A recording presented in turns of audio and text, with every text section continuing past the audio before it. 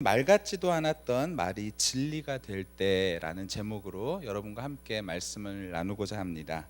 말 같지도 않았던 말이 진리가 될 때, 이것이 무슨 뜻인지 함께 말씀을 나누기를 원합니다. 우리 예레미야 7장 말씀입니다. 예레미야 7장 21절로 29절까지 말씀 우리 함께 보도록 하겠습니다.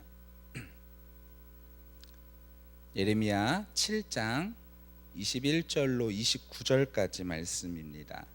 한 절씩 교독하면 좋을 것 같습니다. 제가 먼저 읽습니다. 만군의 여호와 이스라엘의 하나님께서 이와 같이 말씀하시되 너희 희생제물과 번제물의 고기를 아울러 먹으라. 인도하여 낸 날에 언제나 희생에 대하여 말하지 아니하며 명령하지 아니하고 오직 내가 이것을 그들에게 명령하여 이르기를 너희는 내 목소리를 들으라. 그리하면 나는 너희 하나님이 되겠고 너희는 내 백성이 되리라.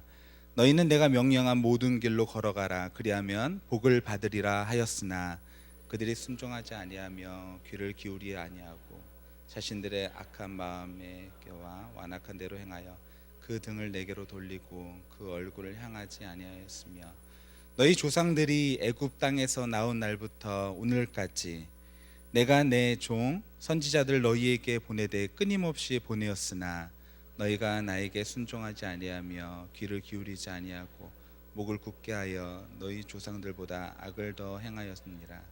내가 그들에게 이 모든 말을 할지라도 그들이 너에게 순종하지 아니할 것이요 내가 그들을 불러도 그들이 대답하지 아니하리니 너는 그들에게 말하기를 너희는 너희 하나님 여호와의 목소리를 순종하지 아니하며 교훈을 받지 않은 민족이라. 진실이 없어져 너희 입에서 끊어졌다 할지니라. 함께 읽습니다. 너희의 머리털을 베어 버리고 벗은 산 위에서 통곡할지어다. 여호와께서 그 노하신 바 이 세대를 끊어 버리셨습니다. 아멘. 무겁죠? 말씀이 무겁습니다. 저에게는 형이 한 명 있습니다. 근데 저희 형은요 참으로 못된 버릇을, 좋지 않은 버릇이 하나 있습니다. 저희 형이 이 설교의 녹화 내용을 챙겨서 보는지 모르겠지만 이제는 담대하게 말할 수 있습니다. 다시 마음을 다잡고, 저희 형에게는 좋지 않은 버릇이 하나 있습니다. 겨울철 늦은 저녁 맛있는 간식 중에 하나가 바로 라면이죠. 벌써 입으로 라면 이렇게 말씀하신 분들이 계신 것 같아요. 저녁들 다 드시고 오셨는지 모르겠습니다. 출출할 때 보글보글 끓이는 라면에 김치를 딱 한 조각 올려서 맛이 참 좋죠. 오늘 저녁 철야 후에 라면 드시는 분들 꽤 계실 것 같은데요. 너무 늦은 시간에 라면 드시면 몸에 좋지 않다는 거 알고 계시죠? 날씨는 춥고 저녁은 이른 시간에 먹어서 출출할 때 먹는 그 라면, 참으로 말로 표현할 수 없을 만큼 맛있습니다. 감동이죠. 저도 형과 자라던 어린 시절에 이러한 유혹을 뿌리치지 못하고 형에게 한마디를 던질 때가 있습니다. 형, 라면 먹을래? 그러면 저희 형은 거의 대부분 이렇게 대답합니다. 아니, 너나 먹어. 저만의 방식으로 라면의 본연의 맛을 최대한 살리기 위하여서 불지도 않고 그렇다고 너무 꼬들꼬들하지도 않은 그 중간 상태에서 불을 끄고 계란을 넣으면 될까요? 안 될까요? 안 돼요. 그럼 본연의 맛이 떨어집니다. 그리고 나서 불을 끄고 냄비를 들고서 식탁으로 옵니다. 잘 따라오고 계시죠? 저랑 같이 따라오고 계시죠? 그러면 어떻게 돼요? 콧노래가 나오죠. 콧노래가 나오죠. 뜨거워. 잘못 냄비도 잡기도 하고, 그렇습니다. 라면 냄새 나는 것 같죠? 라면 냄새. 잠깐 멈추고 라면이나 먹고 할까요? 네. 그때 제가 이제 젓가락을 딱 들고서 이제 딱 먹으려 시작할 때 저희 형의 목소리가 들립니다. 뭐라 그럴까요? 그렇죠. 뭐라 그런다고요? 나 한 젓가락만. 이건 아마 우리나라의 라면 역사와 역사를 함께하는 유행어일 거예요. 뭐라고요? 나 한 젓가락만. 그래 먹어. 이렇게 쉽게 말하는 동생도 없습니다. 잘 알고 계시잖아요. 그래서 내가 아까 라면 먹을 거냐고 물어봤잖아. 한 젓가락만 줘. 그러면 또 먹을 거 안 주면 치사한 사람이라 막 뭐라 그러잖아요. 그래서 어쩔 수 없이 마지못해 한 젓가락을 주죠. 진짜 한 젓가락이다. 그런데 형의 젓가락이 예사스럽지 않습니다. 아시죠? 이렇게 푹 찔러가지고 그냥 젓가락이 아니고 이렇게 들어 올리는 거 아시죠? 그리고 나서 한 젓가락을 먹으면 없죠. 없어요. 늘 그랬죠. 늘 그렇게 속았습니다. 그때마다 저는 이렇게 말합니다. 뭐라고 말할까요? 다 먹어! 이렇게 말하죠. 차분하게 말하지 않았겠죠. 어쩔 때는요, 젓가락을 어떻게 해요? 있는 힘껏 집어던지면서 뭐라 그래요? 다 먹어! 이럽니다. 이제 몇 가락 남지 않은 그 라면을 보면서 굉장히 마음속에 속상하기도 하고 화가 나서 그렇게 말하죠. 안 먹는다며. 에이, 이제 얼마 안 남았으니까 다 먹어. 그리고 화가 나서 방으로 들어가 버리죠.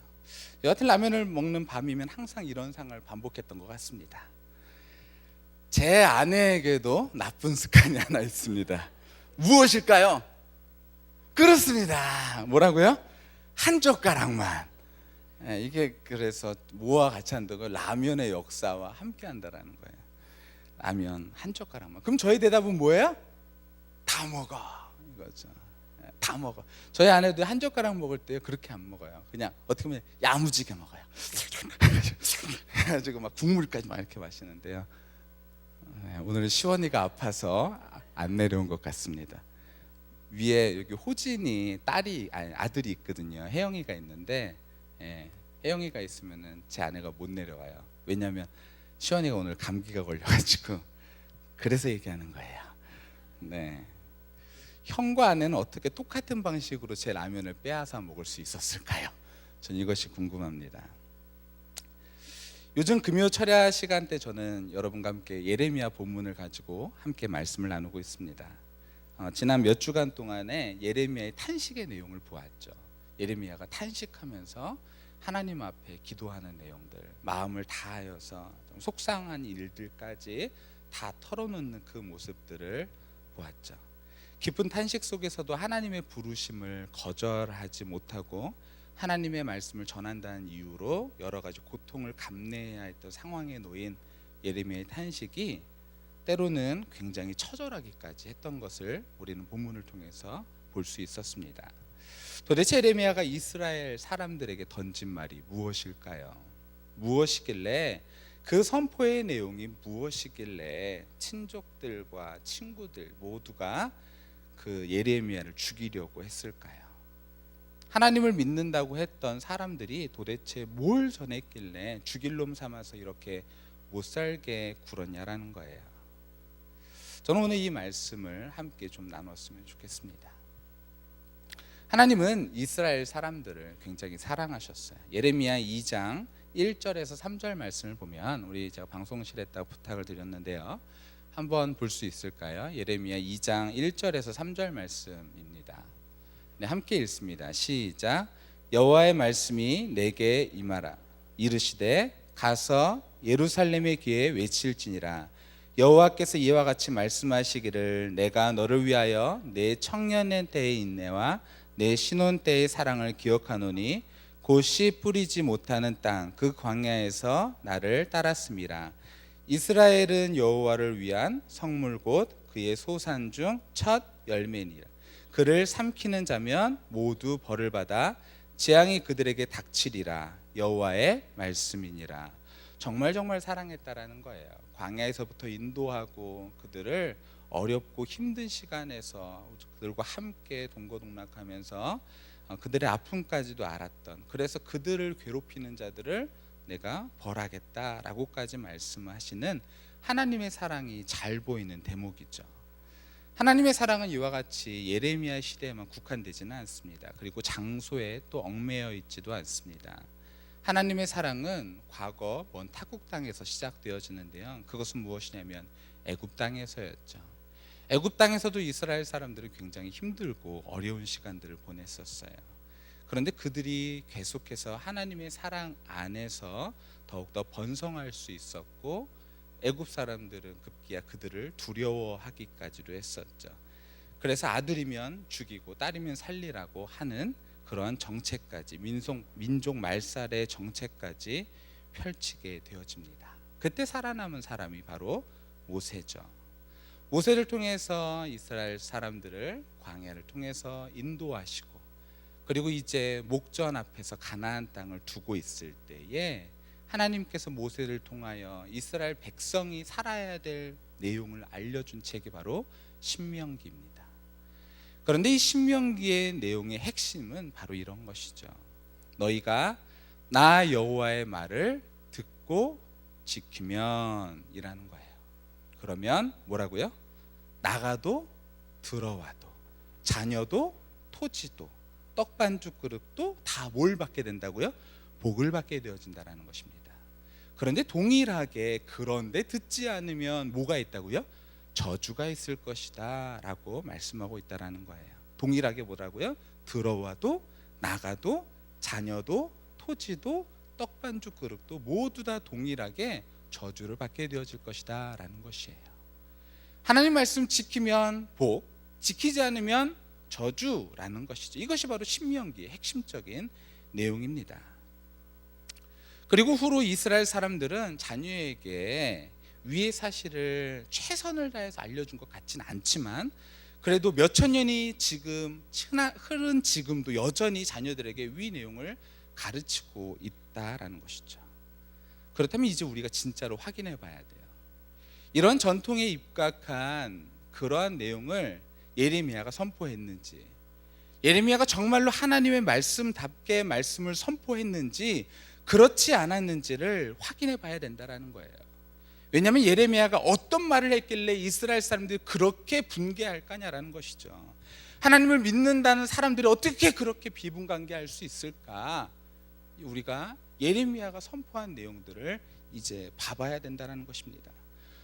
먼저 결론적으로 말씀드리면 예레미야가 하나님의 말씀에서 벗어난 이야기를 했을까요? 아닙니다. 예레미야는 하나님의 말씀 안에서 벗어난 이야기를 하지 않았어요. 하나님의 말씀에 순종하면 복을 받게 된다, 불순종하면 저주를 받는다라는 맥락의 이야기를 했다라는 것입니다. 그런데 왜 이스라엘 사람들이 머리끝까지 화가 났냐라는 거예요. 왜 그럴까요? 잘 아는 것 같이 우리 모두 사람들은요, 자기 자신이 하는 행동에 대해서는 합리화하려는 경향이 있습니다. 우리가 하는 행동에 대해서는 합리화하려고 하죠. 그리고 뭘 듣기를 원하냐면 내가 듣고 싶은 것만 듣는 것이 바로 우리 인간의 한계인 것 같습니다. 근데 이스라엘의 역사를 보면 듣고 싶은 것만 들었던 것이 이스라엘의 역사입니다. 이스라엘 사람들은 하나님으로부터 오는 복을 누리긴 원했었어요. 그런데 저주는 받고 싶지 않았던 것이죠. 그래서 저주에 대한 이야기는 즐겨하지 않았던 것 같아요. 사실 히브리어에는요, 참 예언자, 거짓 예언자라는 말은 없어요. 히브리어 원어상에는요. 다만 예언자가 거짓말을 했다, 예언자가 참을 말했다라는 정도는 있을 수 있죠. 그러나 성경을 가지고 거짓된 예언이 누구에서 기인하고 참 예언이 누구에게서 기인했냐? 다시 말씀드려요. 성경 안에서 거짓된 예언이 누구에서 기인하고 참 예언이 누구에서 기인했느냐, 우리가 그것을 성경을 펴놓고도 알기가 너무나 어렵다라는 거예요. 예를 들어서 하나님은 선지자에게 거짓말하는 영을 부어서 일부러 거짓말을 시키기도 하시거든요. 그런데 우리는, 성경을 보는 우리는 시간이 많이 지나서 과거 이스라엘의 역사를 이렇게 보니까 이스라엘에게 야, 너희들 잘 될 거야, 괜찮아, 지금 바벨론에게 끌려간다고, 괜찮아, 금방이면 우리 돌아와 라고 말했던, 초긍정을 말했던, 아니 그 전에 우리는 멸망하지 않아 라고 말했던 그 사람들은 다 거짓 예언자라는 것을 우리는 알고 있다는 거예요. 그렇다면 오늘 우리가 들어야 될 말씀이 무엇인지도 알 수 있게 되어진다는 것이죠. 그렇다고 제가 저주를 말한다는 게 아니에요. 중요한 것은 하나님은 우리에게 하나님의 말씀을 듣고 순종하며 살기를 원하신다는 것입니다. 그분의 율법의 요구가 그리스도를 통하여 다 이루어졌고, 우리는 그분을 따라서, 예수 그리스도 그분을 따라서 믿음으로 순종하며 그 길을 가기를 원하신다는 거예요. 거기에 우리의 삶이 틀렸다면 저주 있으니까 두려워하라는 거예요. 그래서 우리의 삶을 조율하라는 것이죠. 그래서 우리의 삶이 틀린 방향으로 가고 있다면 들으라라는 것입니다. 그리고 참길로 가고 있다면 내가 하나님의 참길로 가고 있구나, 하나님이 마지막에 우리를 칭찬해 주실 것이니까 그 길을 끝까지 믿고 달려가야겠다라는 마음이 있어야 된다는 것이죠. 그런데 복을 좋아하는 건 예나 지금이나 변함이 없습니다. 1970년대에서 80년대 우리나라에서 선포된 설교 강단에서 제일 많이 다루어진 인물이 누군지 아십니까? 솔로몬입니다. 솔로몬은 하나님의 축복으로 많은 물질적인 복을 누린 사람이죠. 나도 너도 물질이 주가 되어서 주객이 전도가 된 거예요. 하나님을 믿어서 하나님께서 선물로 주시는 1+1의 것이 즐겨지는 것이, 그것이 즐겨지는 것이죠. 하나님을 도구로 자신의 풍요를 채우려고 했습니다. 다시 말씀드리지만 복이 문제가 아니라 듣고 싶은 것만 들으려고 하는 우리의 삶의 태도가 문제라는 것입니다. 하나님의 말씀 앞에도 우리가 여전히 내가 듣고 싶은 것만 듣고 듣기 싫어하는 것은 듣지 않은 우리의 태도가 문제라는 것입니다. 저는 이것이 이스라엘 사람이나 우리나 매한가지라고 보는 거예요. 이것이 극복되고 균형 잡힌 삶을 살아가는 사람이 바로 바른 신앙의 모습을 가진 사람의 모습이겠죠. 이스라엘 사람들에게 이러한 균형이 없이 잘하고만 있다고 생각하는 그들의 교만된 생각, 그것이 그들의 귀를 멀게 한 것입니다. 나 스스로 잘하고 있다. 도대체 그럼 예레미야가 무슨 말을 했는가? 이런 말을 했습니다. 2장 23절입니다. 우리 함께 읽었으면 좋겠습니다. 시작.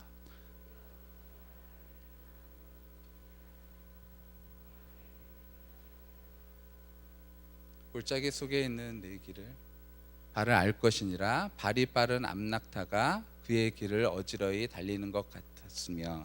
제가 말씀드리면요, 내가 스스로 몸을 더럽히지 않고 바알 신을 따르지 않았다고 어찌 감히 말할 수 있냐라는 거예요. 이거 누가 말씀하신 거예요? 하나님이 말씀하신 거거든요. 하나님이 이스라엘 사람들한테 이렇게 말하는 거예요. 야, 네가 어떻게 바알 신 안 따랐다고 말할 수 있어? 니네들이 어떻게 니네 멋대로 하지 않았다라고. 그러니까 암낙타처럼 이리저리 날뛰는, 이게 무슨 뜻이냐면은 니네 마음대로 해놓고선 어떻게 마음대로 하지 않았다라고 말할 수 있어? 냐라고 말하는 것이죠.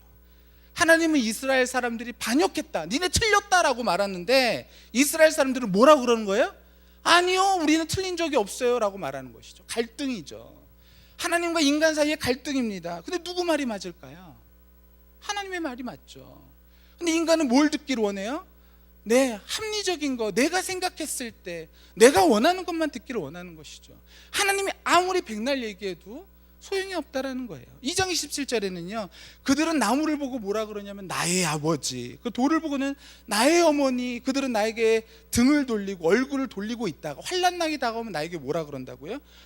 오셔서 우리를 구해주세요 라고 말한다는 거예요. 가증스럽다라는 것이죠. 이거 누가 말한 거예요? 하나님이 말씀하신 거예요. 필요할 때만 찾는구나 라는 것이죠. 그리고 자신들은 죄를 범하지 않았다고 말하면서 하나님은 여전히 너희가 죄를 범하고 있어, 너희를 돌이켜야 돼 라고 말하고 있지만 전혀 돌이키지 않고 있는 모습이다라는 것입니다. 중간중간에 그런 내용들이 너무나 많이 있어요. 조금 어려운 표현들은 다 넘어가고요. 오늘 본문의 말씀 7장의 내용을 보면 이러합니다. 7장 21절의 말씀을 함께 보도록 하겠습니다. 7장 21절입니다. 함께 읽습니다. 시작. 만군의 여호와 이스라엘 하나님께서 이와 같이 말씀하시되 너희 희생제물과 번제물의 고기를 아울러 먹으라. 말씀을 보면요 뭘 했냐면요, 너희가 번제는 다 태워 내게 바치고 다른 제물을 너희가 먹는다고 하지만, 그러니까 이게 무슨 말이냐면요, 예배 드렸다라는 거예요. 번제했다라는 거예요. 하나님 앞에 번제했다라는 거예요. 예배 드렸다라는 것이죠. 제사했다라는 거예요. 오늘날로 말하면요, 예배 드렸고 제물 드렸으니까 헌금도 냈다라는 거예요. 그런데 하나님은 이스라엘 백성들에게 이렇게 말합니다. 다 먹어. 제가 아까 서두에 라면을 얘기했지만요, 제가 형에게 라면 한 젓가락이 화가 나서 했던 다 먹어 그런 정도의 의미일까요? 아니요. 자녀를 잃은 슬픔의 마음에 하나님께서 자녀들에게 돌이키기를 원하는 마음으로 한마디 외친 거죠. 니네들 이거 다 먹어 라는 거예요. 때마다 예배드리고 헌금 드리고 그렇게 했던 이스라엘 백성들에게는 이 말이 어땠을까요? 충격이었겠죠. 나 예배도 드렸는데, 나 헌금 많이 했는데, 나 예배 빠지지 않았는데.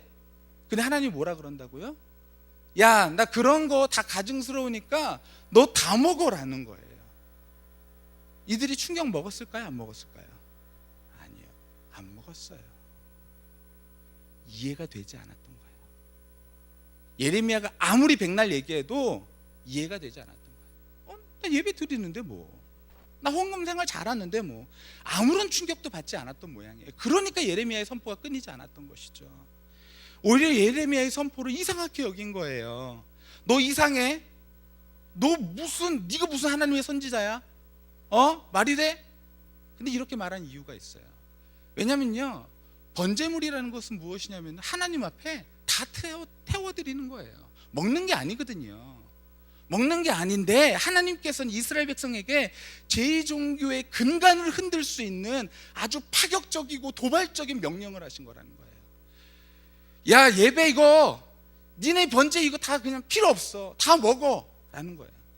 21절에는 마치 일상적인 식사의 경우처럼 희생제물의 고기뿐만 아니라 번제물의 고기도 함께 먹으라고 명령하신 것입니다. 하나님은 이스라엘 사람들이 드리는 제사를 단호하게 거절하신 거예요. 당신께서는 번제물의 고기가 필요 없으니 그런 것들은 제2참여들이 먹어치우라는 것입니다. 이제 제2규정에, 이것이 바로 제2규정에 어긋나는 것이죠. 예레미야가 이렇게 선포해버린 거예요. 그러니까 전통에 맞지 않죠. 생각에 맞지 않죠. 그러니까 뭐라 그래요? 자신이 정말로 예배 드리면서 내가 정말로 하나님의 어떤 음성을 듣고 내가 정말로 하나님의 뜻을 따라서 내가 오늘 순종하며 살아가고 있는가, 내가 정말로 그렇지 못했던 삶이 있지 않았는가 라는 부분에 대한 다시금 돌이킴이 있는 것이 아니라 뭐가 있었다고요? 야, 전통에 보니까 이게 네 말이 틀렸어 라고 말하는 것 뿐이에요. 네 말은 그냥 틀렸어. 왜냐면 이거 봐봐, 신명기에 봐봐, 네 말이 틀리지. 그러니까 예레미야를 어떻게 해요? 죽이기로 하는 거죠. 그것이 이스라엘 사람들의 태도라는 거예요. 제2규정에서 어긋나니까 모두 태워드려야 되는데 참석자가 다 먹으라고 하니까요, 근간을 흔든 거죠. 다 먹어라. 제2규정의 준수를 완전히 무시하면서 하나님 왜 그러셨을까요? 22절과 23절에 그 내용이, 이유가 설명되어 있습니다. 그분이 애굽에서 이스라엘 해방시켜서 가나안 땅으로 인도하시면서 이들에게 요구하신 것은요, 당장 희생제물, 희생제사 이거 자체가 아니었다는 거예요. 저희는 이스라엘 원초적 신앙 고백에 속하는 출애굽 사건하고는 관계가 없습니다. 그분이 이스라엘에게 원하신 것은 먼저는 무엇이냐면 하나님 그분 말씀에 순종하는 것이었죠. 하나님 말씀에 비추어 보아서 내 삶이 틀렸다면 그것을 조율해 나가라는 것이었죠. 그분께서 이스라엘에게 원하신 것은 바로 그분 말씀 자체에 순종하는 것이었습니다. 제2규정의 준수는 그분의 말씀을 순종하고 따르는 자들에게나 필요한 것이지, 그것을 따르지도 않으면서 제의를 드린다? 필요한 것이 아니라는 것입니다. 하나님 말씀에 순종하며 살아가고 있는가, 그것이 먼저라는 거예요. 최소한 예레미야의 본문 안에서는 그러합니다. 하나님은 그것을 이스라엘 사람들에게 알리기를 원했죠. 그러나 이스라엘은 제사보다 순종을 원하시는 하나님을 어디서 찾았냐면 제2에서만 찾았던 것이죠. 예배 안에서만 찾았던 거예요. 사실 이스라엘은 처음부터 그분 말씀에 순종하기를 거절하고 그분께 등을 돌리고 완고하게 자신의 길을 걸어갔습니다. 오늘 말씀에도 있잖아요. 그들이 나에게 등을 돌렸다고. 등을 돌려버린 거예요. 하나님 아무리 말씀하셔도 듣지 않으려고 이미 귀를 막아버린 것이죠. 내 행동은 옳다, 더 이상은 바뀔 게 없다라는 것입니다. 출애굽 이후 지금까지 그분은 당신의 종 예언자들을 거듭 보내셨다고 본문이 얘기하고 있어요. 하지만 이스라엘은 초지일관 그분대로 돌아오기를 거절했죠. 초지일관, 난 하나님께로 돌아갈 마음이 없어요. 왜냐하면 내가 하고 있는 이 행동이 옳거든요 라고 말하는 것이죠. 지금의 세대도 예외는 아니라는 것입니다. 예레미야 당시에요. 26절에 이들은 그들이 목이 뻣뻣하게 세우고 이전 세대보다 더 악을 행한다라고 말씀하는 거예요. 이들은 뭐라 그러냐면 저희가 얼마나 잘하고 있는데요. 근데 하나님 뭐라 그래요? 너희는 이전 세대보다 더 악을 행한다라는 것이죠. 예레미야가 이 모든 말씀을 전해도 이들은 그의 선포에 귀를 기울이지 않을 것이다. 하나님이 이미 말씀하셨어요. 야 예레미야야, 너 아무리 얘기해봐 안 들을 거야. 이들은 그 입에 진실이 없는 하나님의 음성에 순종하기를 거절하는 백성이다. 본문에 명확하게 기록되어 있습니다. 그래서 하나님은 그들에게 이러한 결말을 예고하십니다. 29절이죠. 완고하게 자기의 길을 가는 자들에게는 멸망을 피할 수 없는 상황이라고요. 바로 그것입니다. 오늘 우리는 이 말씀 앞에 섰습니다. 감히 누가 이스라엘 백성과 같지 않다라고 나의 모습이 말할 수 있겠습니까? 또 누가 감히 타인에게 대하여 이스라엘 백성과 같다라고 말할 수 있겠습니까? 그래서 우리에게 필요한 것은 은혜입니다. 스스로 의롭다 한 자는 자신의 길의 끝을 알지 못합니다. 내가 스스로 의롭다, 자신의 끝이 무엇인지 알지 못하는 것이죠. 그러나 성령께서 깨닫게 하시는 죄인은, 그래서 하나님의 은혜가 필요하다고 늘 말하는 그 사람은, 겸손하게 하나님의 뜻을 물어가는 사람은 오늘 하나님의 부르심이 우리를 향한 저주와 심판에 대한 경고로만 들리는 것이 아니라 오늘의 말씀이 근엄하지만 사랑 많으신 아버지의 자비로운 음성으로 들려질 것이다라는 것입니다. 예레미야의 말 같지 않은 말, 이 말이 생명의 말이었다라는 것을 알았다면, 주님의 음성으로 들렸다면 이스라엘에게는 형벌은 없었겠죠. 오늘 어떤 말에, 누구의 말에 우리의 삶의 태도를 결정하셨습니까? 우리 모두에게 돌아오라는 하나님의 음성으로 들려지는 이 저녁 되시기를 예수님의 이름으로 간절히 축원합니다. 하나님은 의인을 부르러 오는 것이 아니라 누구를 부르러 오셨다고요? 죄인을 부르러 오셨습니다. 예수님은 생명의 떡입니다. 우리와 같은 죄인을 위해 하나님이 죽으셨습니다. 예수께서 다시 부활하셔서 부활의 첫 열매가 되셨습니다. 이 말 같지 않은, 이 말도 안 되는 말이 바로 진리라는 것입니다. 이 말이 우리의 생명을 구원할 수 있는 말임을 명심하시고, 저와 우리 모두가 하나님의 말씀 앞에 다시금 엎드려서 죄인을 부르러 오신 하나님의 음성에 여기 죄인 한 명 추가요 라고 말할 수 있는 저와 우리 모두가 다 되시기를 예수님의 이름으로 간절히 축원합니다. 교회는 그런 곳이죠. 말이 안 되는 사람들이 모인 곳입니다. 죄인들이죠. 스스로 죄인이라고 고백하는 사람들이 모인 곳, 이것이 바로 말이 되는 곳입니까? 바로 그곳에서 말이 안 되는 그리스도의 사랑, 말이 안 되는 하나님의 사랑, 그 사랑 앞에 모여서 그 구원의 은총을 찬양하는 곳, 그곳이 바로 교회가 아니겠냐라는 것입니다. 우리가 순종하는 것, 그것이 선교사 되고 목회자 되는 것일까요? 저는 그렇게 생각하지 않습니다.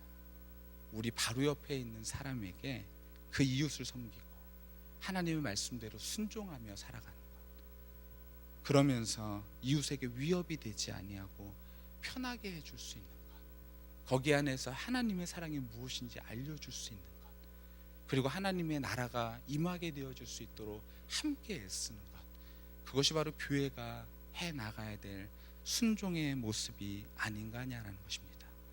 그때마다 우리가 힘들고 어렵겠지만 그래도 끝까지 주께서 기뻐하시는 그것을 붙들고 나아가는 것, 그것이 바로 교회가 해야 될 일이 아니겠냐라는 것입니다.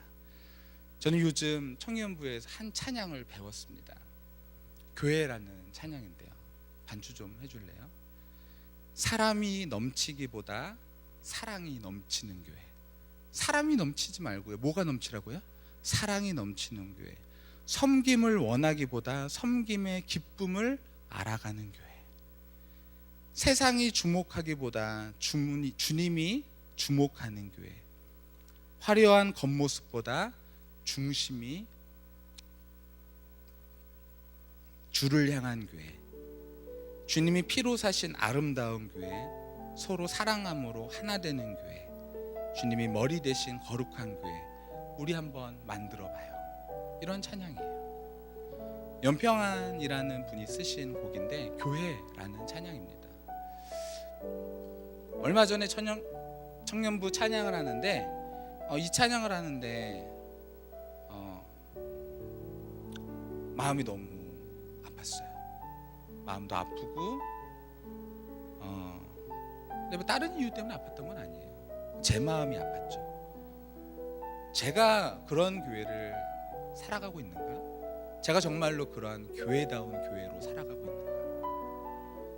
내가 하나님의 말씀으로 비추어 봤을 때 나는 여전히 하나님 앞에 하나님 저 잘하고 있네요 라고 생각하는 게 훨씬 빠르다라는 거예요. 여전히 제 삶 속에서 수정하고 완전히 통째로 바꿔야 될 일이 너무나 많은데도 불구하고 제 머리의 회전은요, 뭐가 더 빠르냐면은 저 잘하고 있네요가 먼저 빠르다라는 거예요. 근데 다행인 건 하나님이 저에게 은혜를 주신 것 같아요. 그래서 제가 정말로 잘못된 부분이 너무나 많네요 하는 부분을 순간순간 알려주신다라는 거예요. 사랑하는 성도 여러분,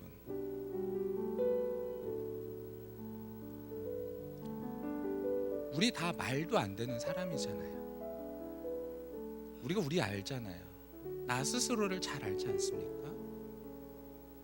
얼마나 죄인인지 잘 알잖아요. 그 말도 안 되는 죄인을 구원해 주신 하나님의 말도 안 되시는 그 사랑을 우리가 받았으니까, 받았다면 그대로 또한 살아가는 우리 모두가 다 되었으면 좋겠습니다. 하나님이 그걸 원하시잖아요. 하나님 우리 교회 원하시는 것은 바로 그것입니다. 하나님의 나라를 확장하고 우리 머릿속에 회전이 나는 잘하고 있지라는 그 순간에서 하나님 제가 죄인이군요 라고의 그 회전으로 빠른 그 걸음이 빠른 암낙타와 같이 발전기의 어떤 그러한 동물과 같이 빠르게 움직이는 자기 멋대로 움직이는 그것이 아니라 하나님의 뜻 안에서 내가 죄인이군요가 먼저 나오는 우리 모두가 다 되었으면 좋겠습니다. 우리 같이 찬양했으면 좋겠습니다.